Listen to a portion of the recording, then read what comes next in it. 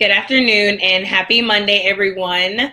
For those of you who do not know, my name is Bianca Lynch, and I'm the founder of Bianca Lynch Social Media Consulting. And on today's episode of Ain't No Monday Motivation, we are going to talk about 5 things that you absolutely have to do in order to be successful. The reason I wanted to bring this up is because as I am reading all these personal development books and I'm watching all these videos, listening to podcasts, going to events and XYZ, I'm starting to see a pattern, and I'm starting to realize that there are 5 factors that everyone is saying that you must do in order to be successful. In addition, I also realized that at least 3 out of these 5 things are factors that I struggle with myself. So that's another reason I sort of wanted to hop on and talk about it. And really, they're not negotiable. If you don't do all 5 of these things, you'll never be able to be your best self. So let's dive in. The first thing you absolutely have to do in order to be successful is you have to train your mind. This may sound like it's very obvious, and quite honestly, it really is the most important thing above all. If you have control over your mind, then you have control over your entire life. And ways that you can start working on having better control over your mind are doing things like meditation, which is something that I've been doing off and on for maybe a year or 2 now. I'm definitely not consistent with it like I should be and like I would like to be. But again, it's one of those things I'm working on. So getting in a quiet area, really silencing your thoughts, focusing on your breath, and focusing on things that you want to work on is one way that helps you actually train your mind to start focusing more, and more importantly, on the things that you should be focusing on.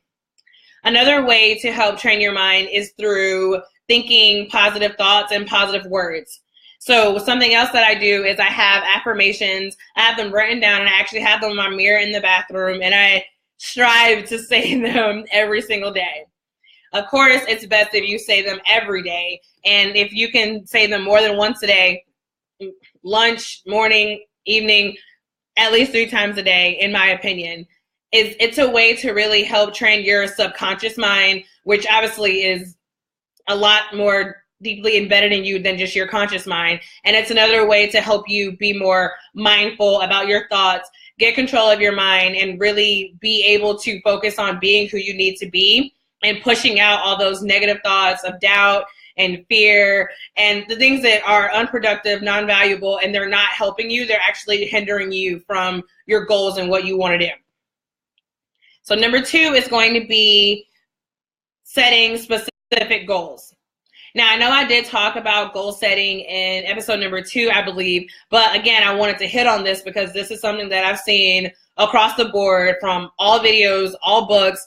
Everyone talks about how important it is for you to be setting specific goals. And these are personal development people who are in their 70s and their 20s and their 30s. It's everyone, guys. It's so important for you to set your goals and to actually be specific with them. Now, being specific, again, is one of the things that I struggle with. You know, it's very easy for someone to say, I want to be financially free. Okay, that's great. But financially free for me and financially free for you are 2 completely different things. How much money exactly do you want to make? If you know you really want to travel, it's like, okay, where would you like to go? When would you like to go? Be specific, set deadlines, and hold yourself accountable. Writing down your goals actually makes it 10 times more likely for them to come true. Please believe it. Talk to anyone else who's very successful. Read some of the biographies, listen to some videos. They will tell you constantly it's so important to set goals, and it's so important to be specific. So goal setting is number 2. Number 3 is to visualize. In addition to meditating, because they sort of fall in line together, it's really good if you can set aside time to sit down, be quiet, open your mind, close your eyes, and really visualize where it is you want to be. In 5 years, where do you want to live? Where do you want to work? Do you want to work for yourself? Or do you have kids? How much money are you making? What kind of impact are you making on the world? These are all things that you need to be able to clearly see. I'm sure you all have heard that saying, if you can see it, you can believe it. And seeing in your mind, it counts, I swear. So again, in addition to meditating, try to put aside another 5 minutes to really focus on the life you want to live, so you can see that for yourself, meditate on it, and make it that much more real for you. Number 4 is to embrace adversity. Now, maybe this isn't exactly how they framed it, but that's how I decided to frame it. And I say embrace it because it gets to a certain point where you have to realize that these hard times are really going to mean something. And more importantly, they're going to mean more than the good times. It's great when you're all motivated and when everything's going your way and you're just like, oh yes, this is amazing.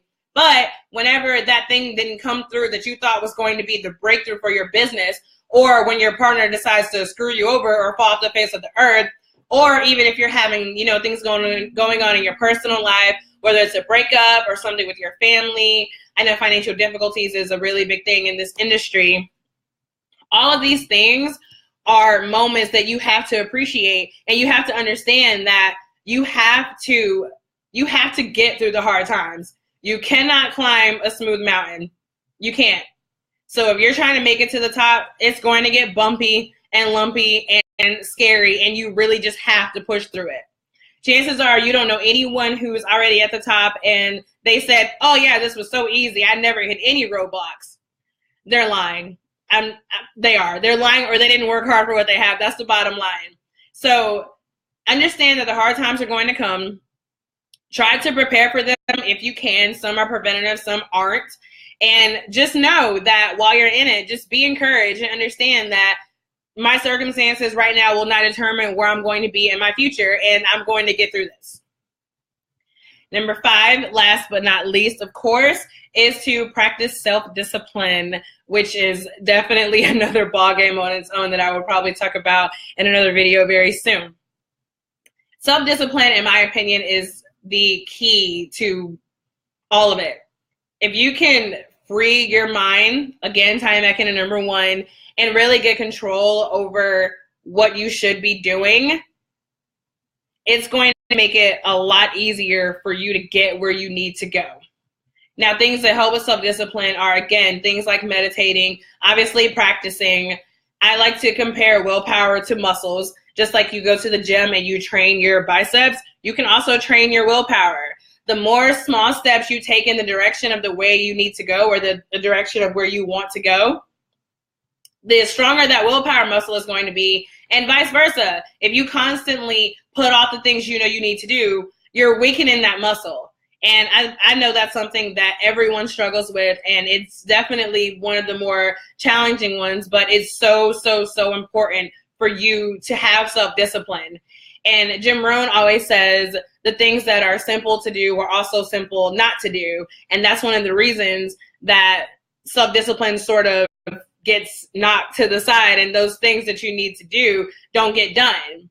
For example, writing your goals every day takes you less than 5 minutes. However, also, since it takes you less than 5 minutes, it's really easy for you to say, oh, I can do that later, or I can do that tomorrow, because it's such a simple task. However, although it is a really simple task, it's a task that can really make the difference and make or break a bracket of maybe you being a millionaire versus you being a billionaire, maybe you going from 5 figures to 6 figures in your income. It's super important for you to realize those tiny baby steps every day, even though they seem small, in the grand scheme of all things, they really are what's going to matter.